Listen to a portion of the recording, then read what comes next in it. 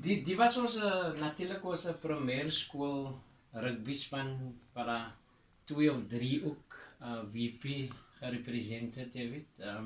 Dat is 1970 toe ek primair kaptein was en dat is natuurlijk mijn familie. Ik kan hier allermagte bedanken. Klom mensen vragen me any regrets about the past en dan zeg ik nee. I've got 4 degrees to pursuing masters and honors. You understand my point? So yeah, die call it the best year of my career. This was 1986 Western Province Centenary, where we beat the South African 15 team and we won the SA Cup 1986, of course.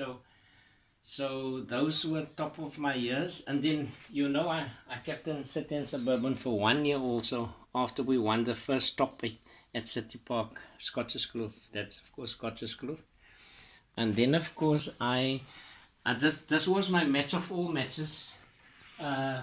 When I was selected captain of this 1987 South African Rugby Union to play a true international against Nanro. That was in Namibia.